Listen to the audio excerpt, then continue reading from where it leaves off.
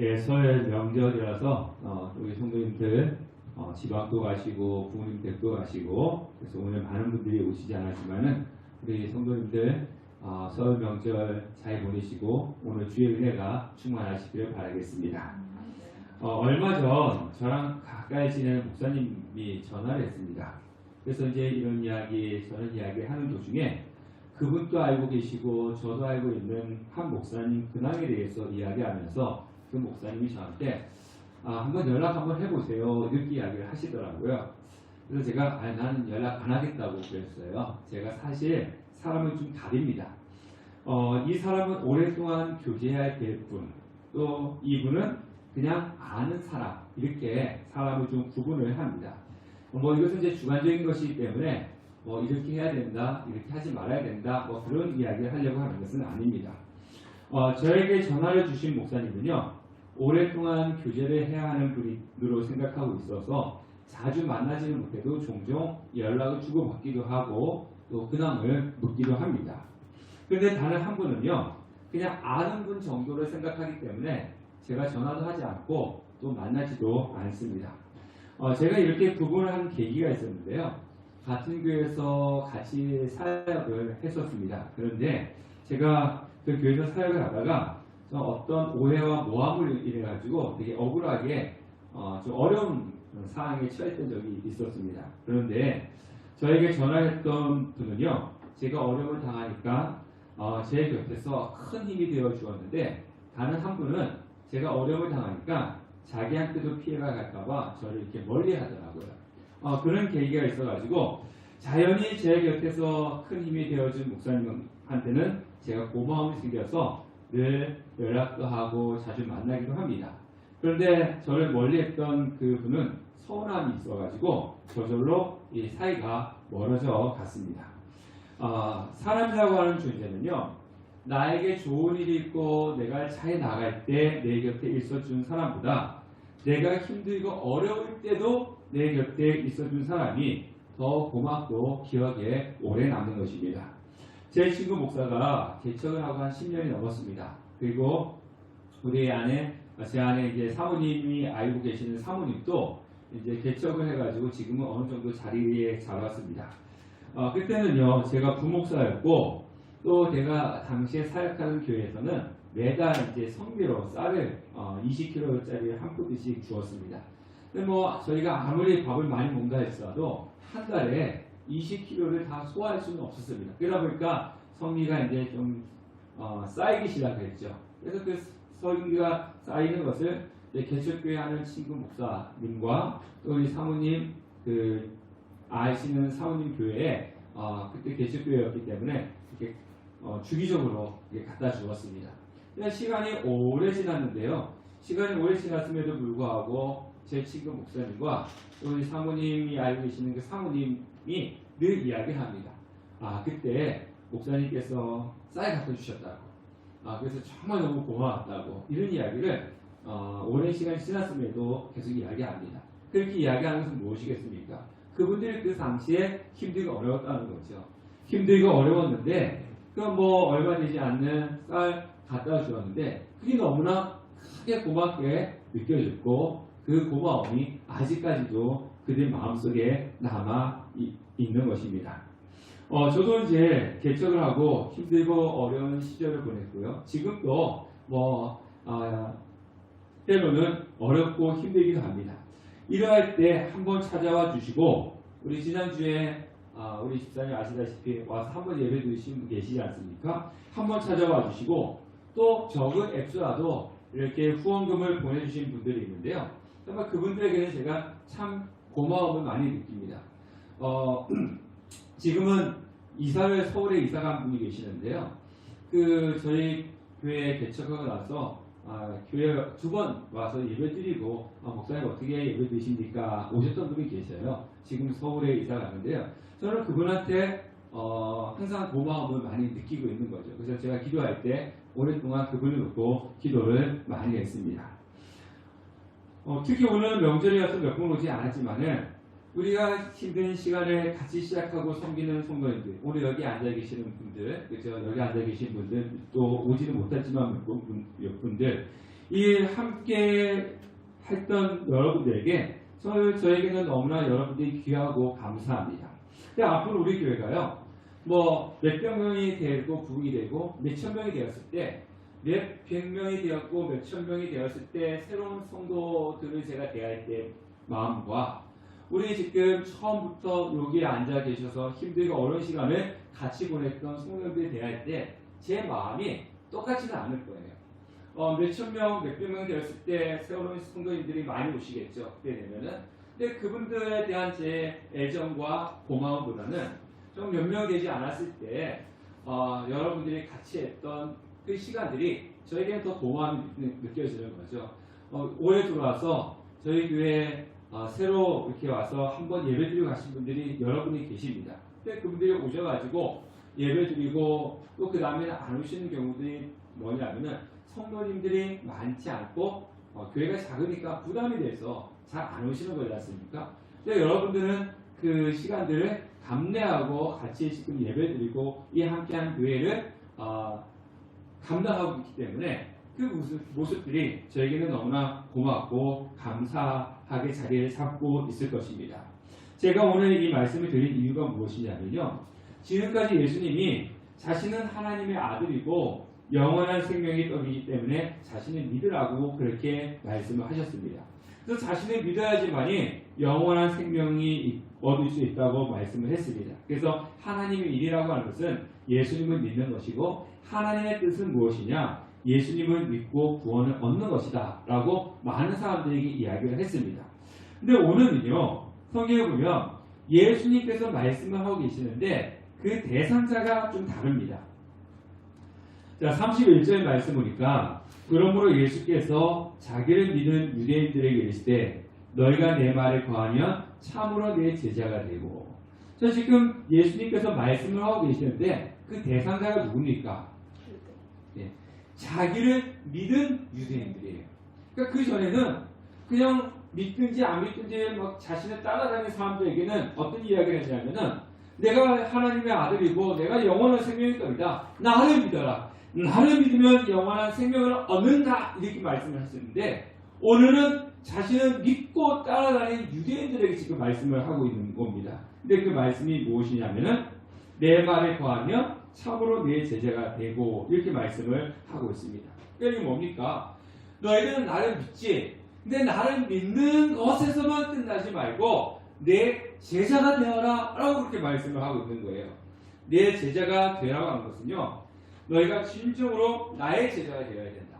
제자가 된다는 것은 바로 예수님께 속한 사람이다 라고 하는 그런 의미가 있어요.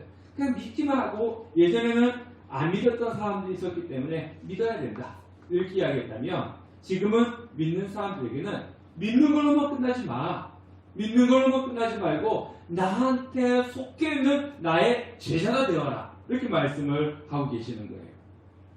지난 주일에 너희도 가려느냐? 라고 예수님께서 그렇게 질문했지 않습니까? 그러니까 떡을 먹고 배부른 까닭에 예수님을 쫓지 마라, 이렇게 예수님께서 말씀하시니까 그 말씀을 들었던 수많은 사람들이 예수님을 떠나갔습니다. 근데 오늘 이 말씀 속에는요, 그럼에도 불구하고 예수님을 따르고 있는 사람들이었습니다. 그런데 이 사람들도요, 예수님께서 가르치신 말씀이 듣고 좋아서 믿고 따라다닌 것 같지 않습니까? 그런데 예수님의 가르침이 좋다는 것의 근거가 어디에 있었느냐? 자기한테 있었다는 거예요. 지금 무슨 얘기냐면요, 자, 성전을 예수님께서 깨끗게 했잖아요. 막 성전에 가서 장사하는 사람들 뒤에 엎어버리면서 막 나무를 했지 않습니까? 그때 기뻐했던 사람들이 있어요. 누구냐면은 바리새인들입니다. 그때 성전을 책임지고 있던 사람들은 누구냐면 사두개인들입니다. 그래서 유대인들은요, 바리새인과 사두개인들은 서로 대립 관계에 있는 거예요. 그러니까 적대 관계에 있었는데 예수님께서 성전 청결하면서 사두개인들을 질책하니까 반대로 바리새인들은 기뻐하는 거죠. 봐라, 너희들이 잘못했잖아, 이렇게 기뻐했습니다. 근데 반대로 예수님께서 바리새인들에게 독사의 자식들이라, 이렇게 또 하니까 누가 좋아했겠습니까? 사두개인들이 좋아했죠. 너네들은 독사의 자식들이야. 그래서 이 예수님께서 자신들에게 좋아하는, 그러니까 말씀의 근거가 어디 있느냐? 자신들에게 있는 거예요. 그러니까 자신들이 듣기에 좋은 말, 자신이 듣고 싶은 말이 있을 때는 기쁨으로 받아들이지만은 자신들이 듣기 싫어하고 인정하고 싶지 않은 말을 할 때는 거부를 한 것입니다. 몇 년 전에 대학의 목사님이 이런 설교를 하시더라고요.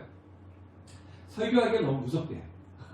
아니 그 무슨 큰 목사님께서 설교하시기가 무섭다고 이렇게 말씀하시냐 이렇게 들어보니까요. 코로나로 인해 가지고 비대면 예배를 드리지 않습니까? 그래서 비대면 예배에 대해서 긍정적으로 좀 이렇게 말씀하시면 비대면 예배에 반대하시는 분들이 항의선 댓글과 메일을 엄청 보낸다는 거예요. 그런 이야기를 하시는 거고. 근데 또 반대로 그 비대면 예배에 대해서 부정적인 말씀을 하면 이번에 찬성하시는 분들이 또 악성 댓글을 달고 또 메일을 보내가지고 또 그런 말씀 하시냐고 막 그러신다는 거예요. 그래서 말 한마디 한마디 하시기가 참 두렵다 이렇게 이야기하시는데 제가 그 설교 들으면서 그냥 좋게 표현하니까 요 정도지 얼마나 많은 다른 것들이 있었을까라고 생각을 해보았습니다. 지금 예수님께서 자기를 믿는 유대인이라고 하는 것은요, 여러 상황을 통해서 일시적인 믿음을 가지고 있는, 그래서 일시적인 믿음을 가지고 예수님을 따르고 있는 그 사람들을 이야기를 하고 있습니다. 잠깐 동안 예수님께서 하신 말씀이 좋아서 믿고 따르는 사람이 되지 말고 참된 내 제자가 되어라. 잠깐 동안 너에게 좋은 이야기 했기 때문에 예수님의 말씀이 맞습니다 라고 예수님 쫓는 것이 아니라 좋은 말씀이 너의 마음에 좋은 말씀이든지 듣기 싫은 말씀이든지 상관없이 끝까지 예수님을 따르는 제자가 되어라 라고 그렇게 예수님께서 말씀을 하고 계시는 것입니다. 그러면 참된 제자가 되는 방법이 있는데요. 그게 뭐냐? 너희가 어디에 거하면요? 31절 말씀 보니까 너희가 내 안에 거하며, 그죠? 참된 제자가 되는 방법은 너희가 내 안에 거하는 것입니다. 여기서 거한다라고 하는 것은요, 계속 예수님을 따라가는 것을 말씀하고 있습니다. 그러니까 끊임없이 하나님의 말씀에 귀를 기울이고 그리고 그 말씀을 붙잡고 살아가는 것입니다. 그러니까 잠깐 재미있는 이야기를 해주고 그 자기가 듣고 싶은 이야기를 해줄 때 그때만 예수님을 쫓아가지 말고 끊임없이 예수님의 말씀을 듣고 끊임없이 예수님을 따라가라. 그것이 바로 참된 제자가 되는 것이다 라고 말씀을 하고 있습니다. 자, 요한복음 15장에 보면요, 포도나무 비유가 나오는데요. 나는 포도나무요 너희는 가지라. 그가 내 안에 내가 그 안에 거하며, 이 거하면이 오늘 말씀에 있는 너희가 내 안에 거하며, 이런 똑같은 단어입니다. 사람이 열매를 많이 맺나니 나를 떠나서는 너희가 아무것도 할 수 없습니다. 또 요한복음 15장 7절에도 보면요, 너희가 내 안에 거하고 내 말이 너희 안에 거하면 무엇이든지 원하는 대로 구하라. 그리하면 이루리라. 자, 저희 집에 이제 화초가 있어요. 우리 교회도 보면 이 화초가 많잖아요. 이건 이제 날씨가 따뜻해지면 밖으로 내놓아야 되는데 날씨가 추우니까 이제 안에 들어오는 겁니다. 그러니까 저희 집에 가면은 크기는 작아도 이거보다 화초가 더 많아요. 근데 교회 화초 관리도 이제 거의 제가 이제 대부분 하고요. 물론 이제 저희 아이들이 이제 물 주는 담당자가 있어갖고 물을 주지만은 제가 이제 거의 담당을 하고요. 관리를 하고 집에 있는 화초도 제가 거의 관리를 합니다. 근데 화초라는 것이 그래요. 이 놓아둔 자리를 자꾸 옮기면 이 화초가 잘 자라지 못해요. 그래서 있어야 될 곳에 가만히 오랫동안 놔둬야지 되고요.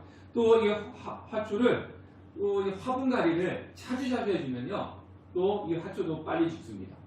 한 곳에 진득하게 오래 있어야지 얘가 거기에 적응을 해가지고 잘 자라는 것이 자주 바꿔주면은 적응하는데 시간이 걸리고 적응을 잘 못해가지고 자라지도 못하고 죽는 경우들이 많이 있습니다.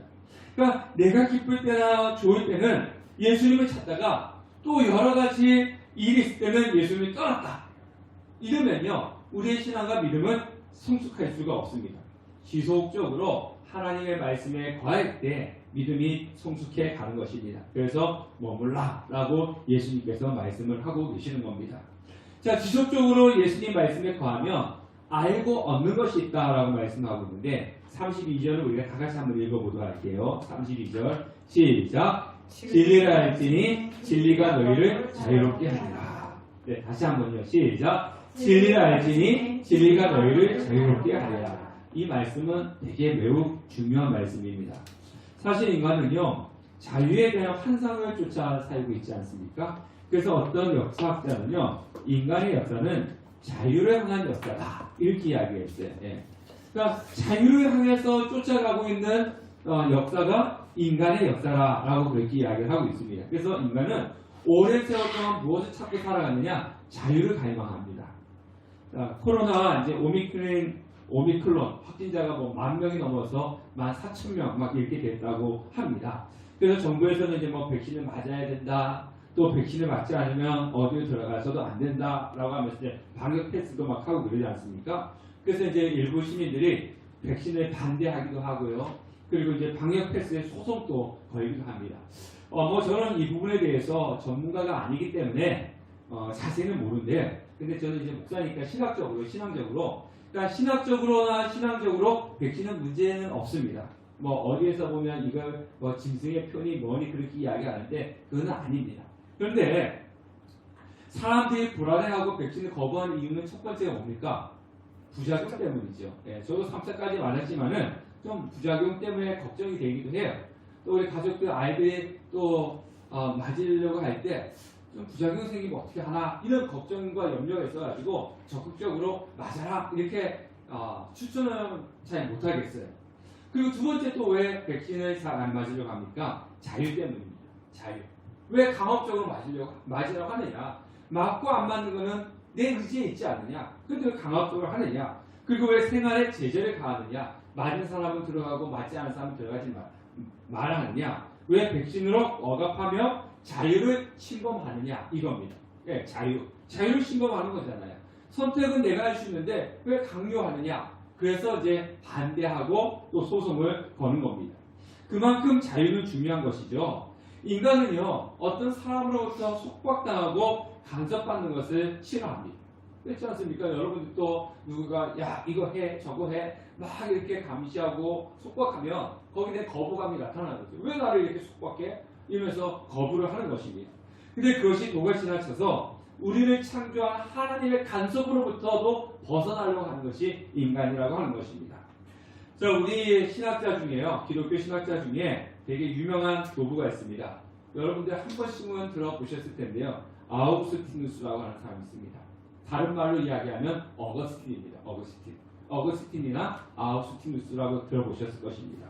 자, 이분이 하나님의 은총에 대해서 이단 헬라기수와 격렬한 논쟁을 벌일 때 인간의 자유에 대해서 이렇게 이야기했습니다. 잘 들어보세요. 뭐라고 했느냐 하면 타락 이전의 인간은 죄를 짓지 않을 수 있는 능력을 가지고 있었다. 자, 인간이 타락하기 전에는요, 죄를 짓지 않을 수 있는 능력이 있었다는 거예요. 죄 짓지 않을 수 있는. 근데 타락한 이후의 인간은요, 죄를 짓지 않을 수 있는 능력이 없어졌다는 거예요. 이해가 되시죠? 자, 다시 말씀드리면요, 타락하기 이전의 인간은요, 죄를 지을 수도 있었고, 그 다음에 죄를 짓지 않을 수도 있는 능력을 가지고 있었다는 거예요. 죄를 지을 수도 있고 짓지도 않을 수 있는 능력, 이런 자유가 있었다는 거죠. 이것을 가지고 우리 흔히 뭐라고 했냐면요, 자유의지다 그래요. 자유의지. 그러니까 우리가 뭐 자유의지하면 내가 이 컵을 들었다 놨다 이것이 자유의지가 아니고요. 내가 죄를 지을 수도 있고 짓지 않을 수도 있는 이 자유를 가지고 자유의지라고 하는 거예요. 타락하기 이전에는 인간이 이런 능력, 자유를 가지고 있었다는 거예요.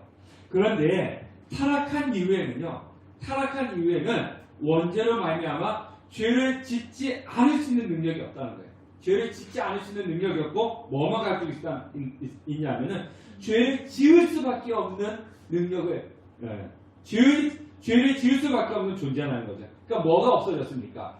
자유의지가 없어진 거죠. 타락하기 전에는 내가 죄를 지을 수도 있고 짓지 않을 수도 있는 이 자유가 있었는데, 타락하고 난 이후에는 죄를 짓지 아니할 능력은 없어졌어요. 뭐만 남은 거죠? 죄를 지을 수밖에 없는 의지가, 자유가 없어진 거죠. 그래서 사람은 죄 안에 있기 때문에 진정한 자유의 인간이 아니다라고 이야기를 하는 겁니다. 그래서 인간은요, 자유라고 하는 것은 없습니다. 우리가 생각하고 우리가 판단하는 거 한번 생각해 보세요. 사람이 생각하고 판단하는 것이 대체적으로 뭐와 연결이 되어 있냐면요, 나의 욕심, 죄와 연관이 되어 있어요. 그래서 우리가 죄를 짓지 않으려고 하는 욕구보다 뭐가 더 강합니까? 죄를 짓고자 하는 욕구가 더 강한 거죠. 쉽게 예를 들면 그런 거지 않습니까? 어린 아이들한테는 욕 가르쳐 주지 않아도 욕을 배우고, 그죠?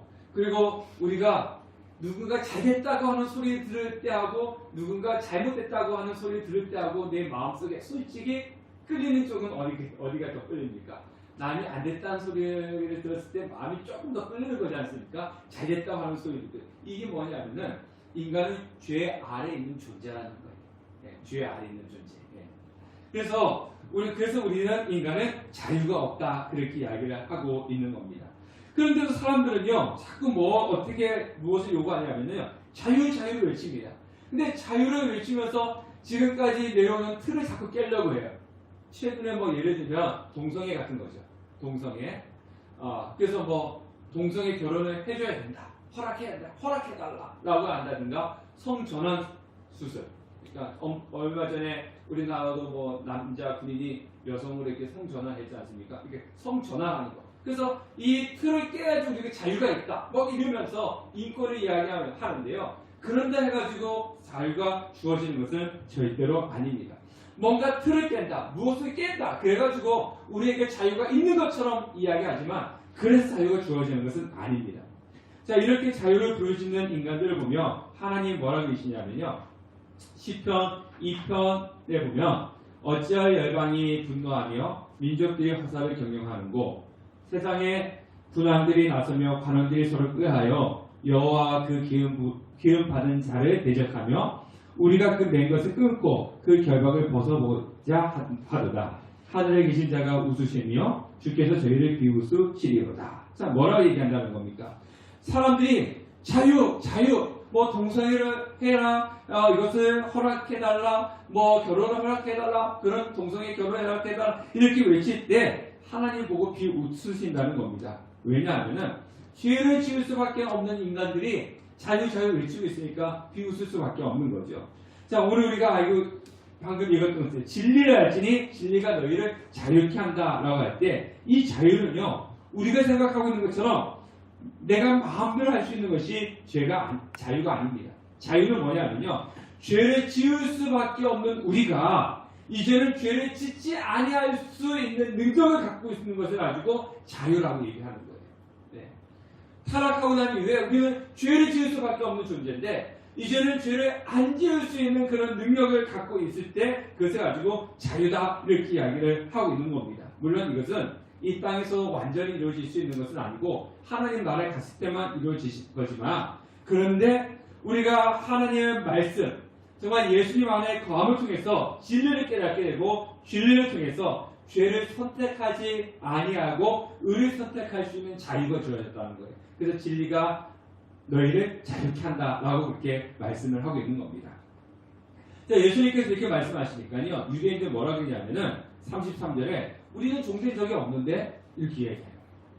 우리는 종이 된 적이 없어, 이렇게 이야기하거든요. 자, 유대인들은 이 성경에 쓰여진 예수님 당시에 유대인들은 어디의 식민지를 받고 있었냐면은 로마의 식민지를 받고 있었어요. 그 앞에는 헬라 제국, 알렉산더 대왕, 그죠? 헬라 제국을 멸망시킨 것이 이제 로마 제국이지 않습니까? 거기에 또 속박을 받고 있었어요. 그렇게 식민지를 있었음에도 불구하고 유대인들이 하는 얘기가 뭐냐? 우리는 누구한테 지배를 받은 적도 없고 종된 적도 없어, 이렇게 이야기하는 거예요. 그러면 이 이야기 들었을 때 쟤는 뭔 소리 하는 거야, 이렇게 이야기하는데요. 유대인들의 자유 개념은 달라요. 그러니까 우리는 일제 30년 그죠? 시야에 있었기 때문에 우리는 일본에 속박당했다, 이렇게 생각을 하는데요. 유대인들은요, 정치적인 자유가 아니라 종교적인 자유를 이야기합니다. 그래서 이 나라가 우리를 점령하든지 저 나라가 우리를 점령하든지 그건 중요하지 않다는 거예요. 뭐가 중요하다는 겁니까? 우리가 하나님 앞에 예배를 드리지 못하게 하는 그것이 중요한 것이지 저 나라가 오든지 이 나라가 오든지 그건 중요하지 않다. 그거 이야기하는 거예요. 그래서 유대인들은요, 역사적으로 민족 봉기가 한 번 일어나는데요. 그래서 신약에 보면 수전절을 지켰다 그래요. 안티오쿠스 4세가 하나님께 제사를 드리는 성전에다가 돼지피를 뿌렸어요. 돼지는 부정한 짐승이거든요. 그래서 유대인들은 돼지고기 안 먹습니다. 우리는 잘 먹죠. 예. 저희 어릴 저녁 때도 돼지고기 먹었어요. 근데 유대인들은 돼지고기는 부정한 짐승이기 때문에 먹질 않아요. 근데 그 부정한 짐승의 피를 하나님 앞에 제사 드리는 성전에 뿌려버렸어요. 이건 모욕이지 않습니까? 네. 그리고 하나님을 섬기지 못하게 하고 제우스 신을 섬기게 했어요. 그래서 이제 민족 공격이 일어나는데 그것을 마카비 혁명이다라고 해서 이 혁명이 성공했습니다. 그래서 이제 수련전으로 지키고 있는 거죠. 그러니까 우리는 유대인들의 종교적인 순수성을 지키려고 하는 것은 우리는 배워야 됩니다. 자, 코로나 시국에 우리가 작년, 재작년에 뭐 비대면 예배, 뭐 현장 예배 때문에 한국 교계에서도요 되게 말이 많았어요. 어느 쪽에서는요, 이거는 정말 4차원적인 것이다, 새로운 혁명이다, 막 이렇게 이야기하는 분도 계시고요. 어떤 분들은 이게 무슨 예배냐, 이건 예배가 아니다, 막 그렇게 이야기하시는 분들도 계셨습니다. 그런데 일부 목사님들이 자신에 따른 정치이냐, 뭐 보수냐 진보냐 이거에 따라 가지고 교회에 대한 것에 대해서 생각이 막 달라지는 모습을 보면서 제가 마음이 아팠습니다. 목사 정도라면 뭐가 중심이 되어야 되겠습니까? 자신에 따른 정치적인 신념이 먼저겠습니까? 교회가 먼저겠습니까? 교회가 먼저 돼야 되죠. 그런데도 불구하고 일부 목사님들이 교회는 두 번째고 자신에 따른 신념이 먼저예요. 정치적인 신념이. 그래서 이 보수면은 보수가 하는 것은 다 올바르다. 교회에 대한 핍박을 해도 올바르다. 또 자신 진보면은 진보하는 것이 다 맞다. 교회에 핍박해도 진보가 맞다. 이렇게 이야기하는 거예요. 저는 그거 들으면서 저분들은 목사님 맞나? 보수 진보가 중요한 것이 아니라 교회와 신앙이 중요한 것인데 그건 두 번째고 자신의 정치적인 신념이 먼저인 것을 볼 때 저는 되게 마음이 아팠습니다. 우리는 정치적인 신념이 중요한 것이 아니라 신앙이 중요한 거지 않습니까? 예수님께서 지금 분명하게 말씀하고 계시지 않습니까? 죄를 범하는 자가 죄의 종이다. 우리 모두는요, 죄를 범할 수밖에 없는 죄의 종입니다. 저도 여러분들도 그렇습니다. 한번 생각해 보세요. 하루 종일 살아갈 때 죄를 짓고자 하는 생각들이 많은지 아니면 죄로부터 멀어지고자 하는 생각이 더 많은지 저도 사실 장담할 수는 없습니다. 그러나 주님께서 말씀을 통해서 우리를 자유롭게 해주실 때 그 말씀의 거함으로 진정한 자유를 누릴 수가 있는 겁니다. 그래서 진리가 너희를 자유케 하리라 할 때 그 진리가 무엇이냐? 그 진리가 무엇이겠습니까? 예수님이십니다. 그래서 성경에는 진리에 대해서 이렇게 이야기합니다. 우리 요한복음 14장 6절 다 같이 한번 읽어볼게요. 시작. 예수께서 이르시되 내가 곧 길이요 진리요 생명이니 나로 말미암지 않고는 아버지께로 올 자가 없느니라. 자, 그러면 진리가 예수님이신데 진리가 할지니 진리가 너희를 자유롭게 할지라. 예수님이 우리를 자유롭게 한다는 거예요. 그건 뭡니까? 우리는 예수님께서 십자가에서 피 흘려 죽으심을 통해서 우리에게 자유를 주셨잖아요. 자, 우리가 자유하면요, 내가 하고 싶은 대로 하는 것이 자유다 이렇게 생각을 하고 있는데요, 그것은 자유가 아닙니다. 뭐죠? 방종입니다. 방종입니다. 길이 없어서 마음대로 가는, 길이 없는, 여러분 사막 가보셨어요? 네, 한번 가보십시오. 저도 이렇게 TV나 이렇게 보면 사하라 사막 관광하는 사람들이 있던데 뭐 거기 올라가가지고 낙하 타고 올라가가지고 막 모래 언덕에서 막 타고 내려오고 이렇게 보니까 한번 가보고 싶더라고요. 근데 자, 사막에 길이 있을까요? 없을까요? 길은 없어요. 그죠? 길은 없습니다. 북극의 얼음 빙판 위에 길이 있을까요? 없을까요? 네, 없죠. 그러면 길이 없으니까 뭐 나는 이리 갈 수도 있고 저리 갈 수도 있으니까 자유로울 것 같죠. 그렇지 않습니까? 길이 없으니까 내가 가는 것이 길이지 않습니까? 자, 그러면 반대로 길에 있어서 길로만 갈 수 있는 그 도시는 자유가 사라질 것처럼 보이지 않겠습니까? 자, 이 그림 한번 보세요. 어느 것이 더 자유로울 것 같습니까? 한쪽은 사막이고 한쪽은 길이 있습니다. 그 길로만 가야 돼요. 길이 없어서 아무 곳으로 갈 수 있는 사막이 우리한테 저 자유를 줄 것 같습니까? 아니면 이 길이 있는데 이 길로 가야 되는 이곳이 우리에게 더 자유를 줄 것 같습니까? 예, 이거죠. 예, 이겁니다. 예. 자, 사막에 가면요, 아무것도 없지 않습니까? 그러니까 아무 곳으로 가도 될 것 같은데 길이 없는 아무 곳으로 가다 보면요, 하루 이틀은 버틸 수가 있지만은 사흘 지나고 또 일주일 지나면 저거는 죽습니다. 죽음이 있어요. 그런데 여기는 이 길을 쫓아가면 뭐가 나오겠습니까? 마을이 나오죠. 도시가 나오죠. 예, 상점이 있죠. 그렇기 때문에 이 길을 쫓아가면은 내가 살 수 있는 곳이 있다는 것입니다.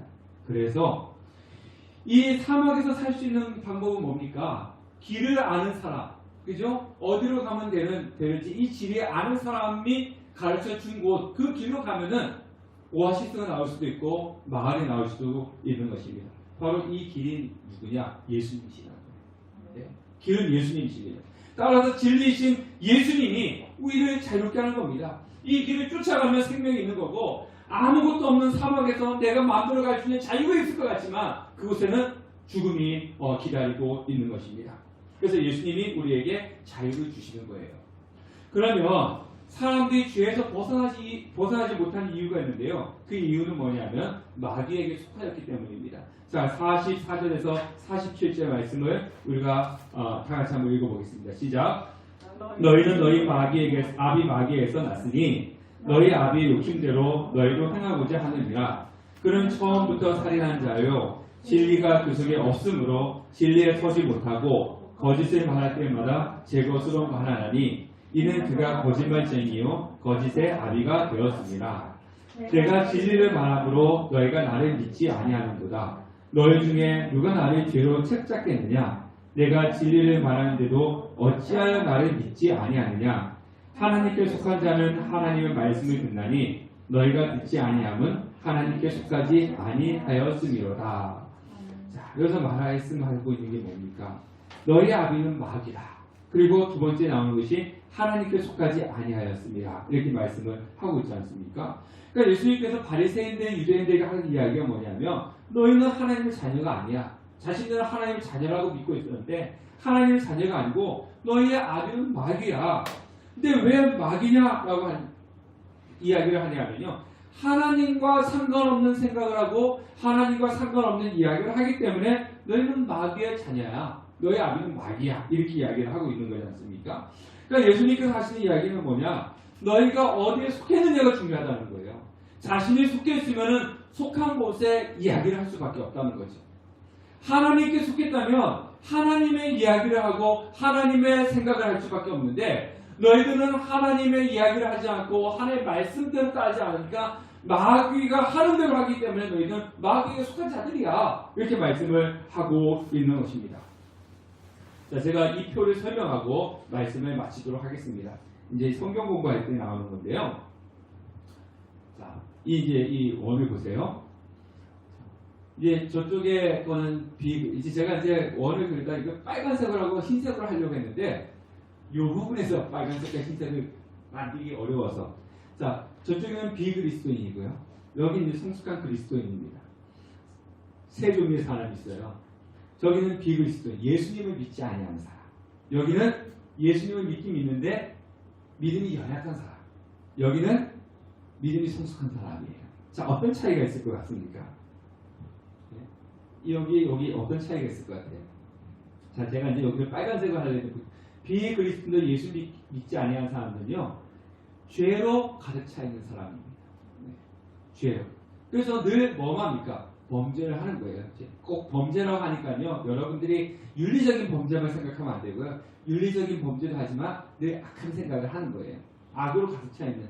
그래서 이 비그리스도인들은 뭐에 속박이 되어 있는 사람입니까? 죄에 속박이 있는 사람이에요. 죄에 속박. 그 자유가 없어요. 뭐에 따라서 움직여야 되니까. 죄에 따라 움직이기 때문에 자유가 없는 사람들이에요.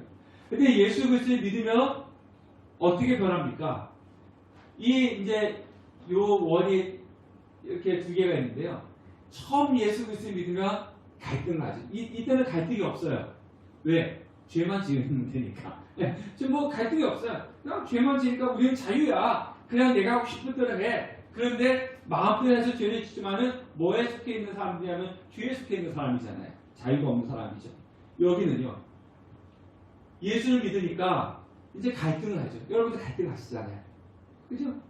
대부분 사람들이 여기 있습니다. 갈등하죠. 이거 하면 안 되는데? 내가 그래도 교회 다니는데 이거 하면 안 되는데? 근데 한쪽에서는 또 하고 싶은 마음이 생기는 거예요. 그러니까 갈등하지 않습니까? 한 예를 들면은, 뭐 교회 오는 것도 그럴 거예요. 예수 믿기 전에 교회 안 나가도 여러분 갈등한 적 있으세요? 여러분들 교회 오기 전에? 예? 예배 안 간다고 해가지고, 나 오늘 예배 안 가면 안 되는데 이렇게 생각해 보신 적 있으세요? 없잖아요. 근데 이제 예수님 믿고 교회 다니기 시작하면은 어떤 갈등합니까? 오늘 교회 가야 되는데 주일인데 근데 오늘은 뭐 때문에 못 가는데 가야 돼 말아야 돼 이런 갈등을 하잖아요. 똑같습니다. 예. 예수를 믿고 난 이후에 죄를 짓고자 하는 주의 욕망과 죄로부터 벗어나려고 하는 그 하나님께 주신 마음과 항상 이 갈등이 있는 거예요. 여기서 싸우는 거죠. 그러니까 이때보다 이때가 더 힘들어요. 이때는 그냥 내가 하고 싶은 대로 하면 돼요. 편안하지 않습니까? 근데 죄의 속박 안에 있는 거고 이때는 죄로부터 벗어나려고 하니까 막 갈등하는 거예요. 오늘 교회 가야 돼 말아야 돼. 아니 이거는 내가 예수님 믿으니까 하면 안 되는데 근데 한쪽에서 해야 돼. 막 갈등하는 거예요. 그래서 어떤 애는 내가 이길 때도 있고 그러니까 하나님 말씀대로 할 때도 있고 어떤 애 죄를 질 때도 있고 항상 갈등을 합니다. 마지막은 성숙한 그리스도는 뭡니까? 이 갈등에서 이기는 거지. 자, 근데 우리 힘으로 이기는 건 아닙니다. 누구의 힘으로? 진리가 너희를 자유케 하리라. 누구의 힘으로? 예수님의 힘으로 승리하는 거예요. 그래서 우리는 지금 이 대부분 2단계에 있으니까 이 단계로 가야 되는 거죠. 이 단계로 가면요, 한 예를 들면 그겁니다. 주일에 예배 가야 돼 말아야 돼 갈등하지만은 갈등할 필요가 없는 단계. 이거 해야 돼 저거 해야 돼 갈등하지만 갈등하지 않는 단계. 싸우지만 싸우지 않는 단계로 가는 거죠. 이것이 바로 우리가 걸쳐야 돼. 우리는 여기는 아닙니다. 여기죠. 아니면 여기 있든가. 예. 근데 여기는 죄의 속박 안에 있는 거 자유가 없어요. 이제 여기는 자유가 있는 거지 않습니까? 여기서 벗어나려고 죄의 속박에서 벗어나려고 하는 거지 않습니까? 진리가 너희를 자유케 하리라. 우리는 죄를 짓고자 하는 그런 죄된 본능만 가지고 있어요. 죄의 속박 안에 있는 죄의 종입니다. 근데 예수님께서 십자가에 못 박혀 죽으심을 통해서 우리를 죄로부터 자유롭게 할 수 있는 그전에는 죄를 짓고자 하는 그런 능력만 가지고 있었지만 이제는 죄에서 벗어나려고 하는 그런 자유의 마음, 죄를 이겨내려고 하는 마음을 능력을 하나님께서 우리에게 주신 것입니다. 그래서 진리가 너희를 자유케 하리라. 예수님이 진리십니다. 예수님이 우리를 죄로부터 자유롭게 하는 것입니다. 사랑하는 성도 여러분, 신앙이라고 하는 것은 그런 거예요. 믿음이라고 하는 것은 그냥 주일에 와서 예배 드리는 것도 참 중요하지만 예수님이 그러셨지 않습니까? 믿는 유대인들에게 너희들이 나를 믿지 마. 예수 그리스도를 믿는 것으로만 머물러 있지 말고 참된 내 제자가 되어라. 마귀의 아비가 마귀가 돼서 마귀의 자식이 되지 말고 하나님께 속한 사람이 되어서 하나님의 생각을 하고 하나님의 말을 하고 하나님의 행동을 할 수 있는 하나님께 속한 자가 되어라. 근데 그렇게 할 수 있도록 예수님께서 진리가 우리를 자유롭게 해주지 않았느냐 이렇게 말씀을 하고 있는 것입니다. 성도 여러분, 마귀에 속하여 죄로 고통 가운데 거하지 마시고 진리이신 예수님께 속하여 죄로부터 자유롭게 되는 오늘 여기에 있는 성숙한 그리스도인, 정말 세상의 죄를 다 이기고 죄로부터 자유를 누리는 성숙한 그리스도인이 되기를 주님의 이름으로 축원합니다. 아멘.